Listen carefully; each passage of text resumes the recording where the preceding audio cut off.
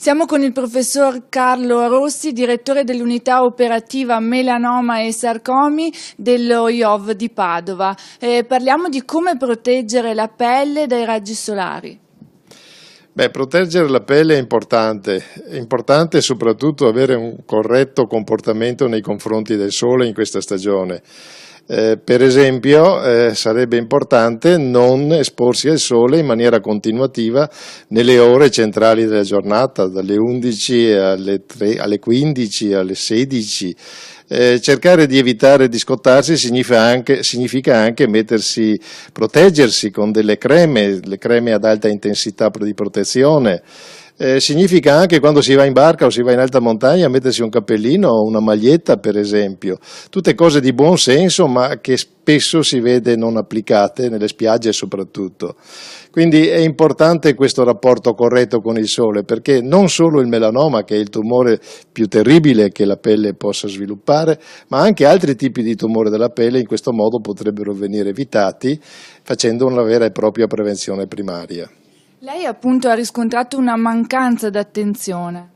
Sì, lo si riscontra guardando appunto il litorale e anche quelli più vicini a noi e si vede molta gente che è ferma a prendere il sole, magari si sta anche proteggendo con una crema. Ecco, star fermi a prendere il sole, diciamo, fra virgolette, è pericoloso, è bene non prenderlo da fermi, è bene muoversi, fare la propria vita, fare il bagno, fare tutto quello che si vuole, ma non star fermi a prendere il sole.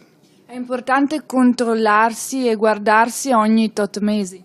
Sì, anche questo è un consiglio che si deve dare alla popolazione, questa attenzione per la pelle dal punto di vista, diciamo, della prevenzione, della diagnosi precoce dei tumori della pelle è un messaggio che non è arrivato.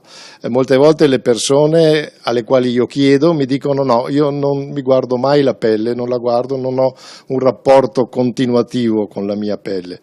E questo è pericoloso perché sulla pelle, che si vede, nascono molti tumori, fra i quali il melanoma, come dicevo prima. E se ogni tanto ci si guarda la pelle, ogni tanto significa ogni 4-5 mesi, non ogni 15 giorni, si cerca di ricordare come è fatta la nostra pelle, come sono fatti i nostri nei, anche se non siamo dei dermatologi, a quel punto ogni 4-5 mesi si può vedere se ci sono dei cambiamenti. E si possono vedere dei cambiamenti, significa che il neo è cambiato di colore, è cambiato di dimensione o di spessore. A quel punto è bene chiedere una visita del proprio medico ed eventualmente, se il medico ritiene opportuno, farsi mandare a visitare anche da uno specialista.